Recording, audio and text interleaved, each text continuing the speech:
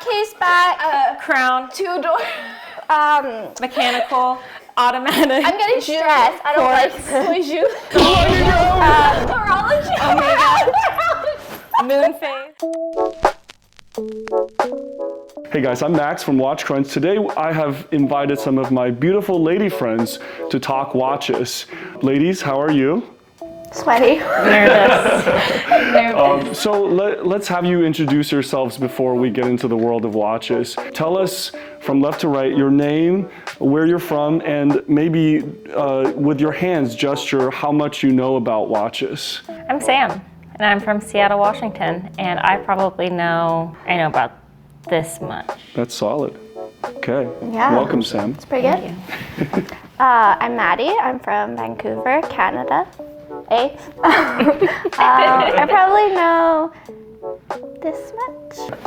Hi, my name's Amy. I'm also from Vancouver, and I know, can you see? This much. Uh-oh. So let me tell you about the rules of Girls Gone Watches. There will be individual rounds, 9 rounds total, and we'll alternate between you guys. You have the ability to earn cash prize with each answer. So we're gonna start with a question called Guess the Price. You will each guess the price of the watch that our lovely assistant Josh will show you, and the person who gets the closest without going over gets to play the first round. So what we have here is the Richard Mille RM11. What is the price? Sam first. $825. $825. Maddie? I'm gonna say 433. $433? Yeah. I'm gonna say 1,021. $1,021. This watch is worth approximately $189,000. We're so off. Amy, you have the first round. Now, in the watch world, we generally divide watches into different types. And I have a board here with 5 different types of watches: diver, chrono, dress, pilot, and GMT. And I have 5 watches here, and I would like you to place the appropriate watch into the appropriate box in 30 seconds. I haven't made this extremely easy because some of these watches do have multiple functions, but their primary function / heritage is what we're looking for. 15 seconds. No, please. Okay, let's take a look. Diver, you may have originally been told that a diver has the bezel. That is a countdown for timing time underwater. However, in this case, the diver is the Panerai, because the Italians developed this watch in the 50s for their diving commandos. The chronograph, this is a chronograph. However, this is the Breitling Navitimer, one of the most renowned commercial aviation watches. This is the dress watch, you're right. This is the dressiest of the bunch, the Grand Seiko, and that's the GMT because it has the extra hand to tell you what time zone you're in. So for this round, you have 1 out of 5. And for that, you receive $10. Sam, it's your turn. This is round 2. Watches are usually made of a particular type of metal. However, watches can be made from essentially anything. In 30 seconds, I want you to tell us materials that a watch case can be made of. Okay. Stainless steel, gold, sterling silver, brass, plastic. That's 5. White gold. Okay. Not copper. Okay, so you got 6. The other ones might be... Can I guess? Platinum. Platinum, yes, platinum is one. Okay, titanium, wood, sapphire. They've made cases out of all sapphire, carbon fiber. Okay, and not copper but bronze, which is an alloy of copper. Yes, so you have 6 out of 10, which means you earn $30. Wow, that was really good.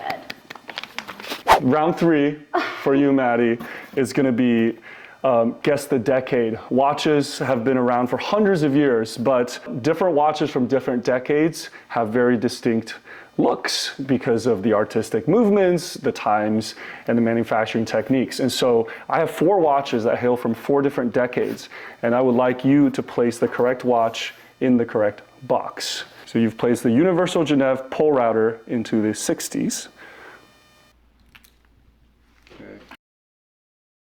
Tudor Black Bay 58 into the modern category. We have 70s and 90s left. The Breitling Navi Timer 92 and the Omega Soccer Chronograph. Okay, time. Oh my god.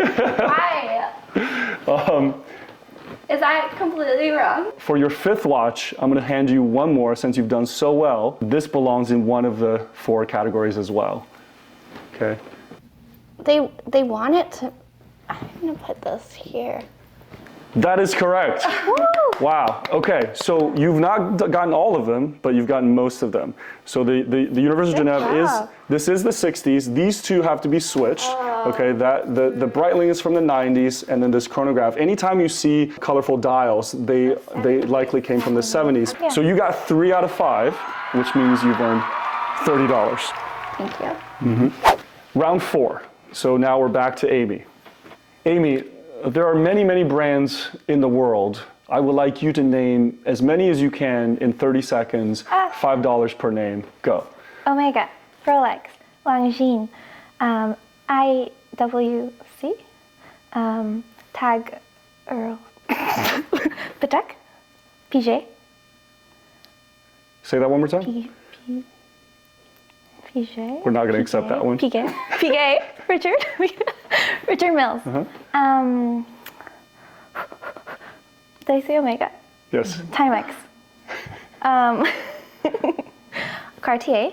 Wait, Hamilton. Can I just? That was 10. No, you maxed out at 10. So Yay, good job. so you got the full score, $50. Good job. The studying paid off. I want to take this moment to thank the sponsor of today's video, which is IFL Watches. IFL Watches is a Swedish company that customizes your watch dial, individualized hand-painted masterpieces. Check out this Oris Diver 65. Check out this Seiko 5 GMT. So go take a look at IFL Watches if you really want to stand out at your next watch meetup. Okay, now we're on to the medium question. Those were easy. Warming up, Those were- we're stretching. So we're back to Sam. Sam, watches have been well featured in popular media, including many movies. So I have 5 characters from movies. I'm going to show you the characters here. This is Charlie Sheen in Apocalypse Now, Tom Cruise, Top Gun, Sigourney Weaver in Alien, Sean Connery as 007, and Tom Hanks in Apollo 13. I have 5 watches here. I would like you to match the watch to the movie character. So you put the Porsche design chronograph for Tom Cruise. This is the Rolex Submariner. Okay, you've placed that with Sean Connery. Sigourney Weaver with the Seiko. Speedmaster with Tom Hanks. And the Turtle with Charlie Sheen. Final answer? Sure. Locked in. You have gotten all of them correct. Woo!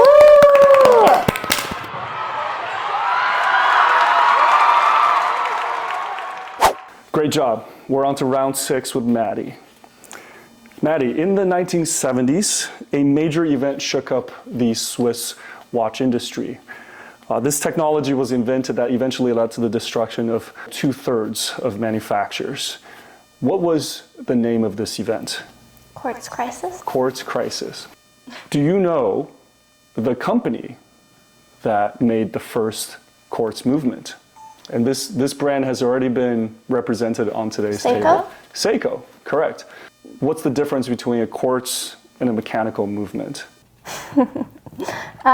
Quartz is powered by a battery, and mechanical is powered by like springs and gears. What are the 3 parts of the escapement?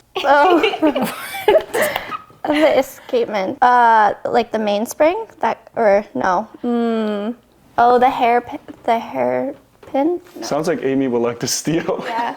All right, Amy, you can steal, but if you don't get all 3 parts, you will lose $10. Okay. Hairspring, Hairspring, palette fork, palette fork. escape wheel. Yes, that is correct. Yes. Yes, so the hairspring is part of the balance, but we will give you we will give you that. So you get 10, you get 30. Oh my I gosh. don't even know what that is.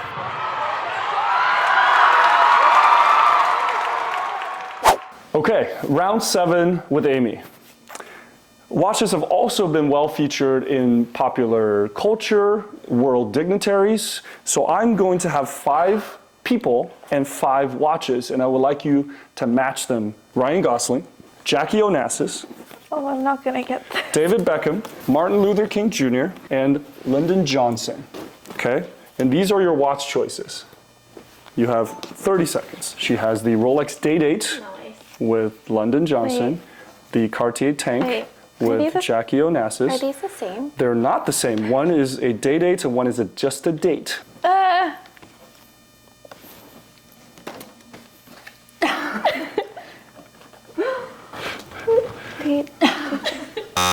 Locked in. Okay. Lyndon Johnson is wearing the Rolex President, called the President, because the Day-Date, especially the gold Day-Date, often associated with dignitaries and presidents. Martin Luther King famously wore a Rolex Datejust. Ryan Gosling wore this beautiful vintage Rolex Air King. Jackie Onassis did wear a tank, and David Beckham is actually a Tudor ambassador. Correct. I didn't know that. So you have 3 out of 5. $30 for you. Thank you. Good job. Okay, we're nearing the end of our game. Sam, it's your turn again. This is a brief question. 3 answers, each worth $10. Some of the most illustrious, oldest, and most craftsmanship-heavy watch companies, they're colloquially called the Swiss Holy Trinity of watches. Name those brands. Vacheron Constantin, Vacheron Constantin, Wow. Whoa. 1 of 3. Patek Philippe, Patek Philippe, correct. AP. AP, which stands for? I think I know it. Josh only told me AP. Oh, I have it in my head. Okay, one of you can steal that portion of the question. What does AP stand for? Wait, I was gonna say Abraham something. Augustine Pichet. Wrong. Wow. Give me $10 back, please. Maddie? To speak watches, you must speak the vocabulary. I'm going to show you a watch, and I'm going to point to specific parts of this watch. And I would like to name the parts. Okay. Ready? Here we go. Yeah. Okay. What is the face of the watch called? Dial. What is the thing covering the face of the watch? It is a sapphire or a granite. Or no, sorry. Oh my gosh. We'll move on to the next one. Quartz. What is this piece called? Crown. What is this called? Bracelet. What are these things protruding from Lugs. lugs? Okay. What is the thing in the back? Case back. Okay. And what is the thing that secures the bracelet? This is a metal bracelet. Clasp or bracelet clasp. Clasp, correct. Okay. What are the things pointing out? Hands. Right. What are these things on a chronograph called? Pushers. Buttons. Pushers. Pushers. Good. Good. Okay. All right. And what is inside the watch driving its motion? A rotor. Or a calib. No. And we're out of time. Okay. Good job. Good job. 8 out of 10. 8 out of 10. How did I not guess the? That's $40. High fives. High fives. Good job. Yay.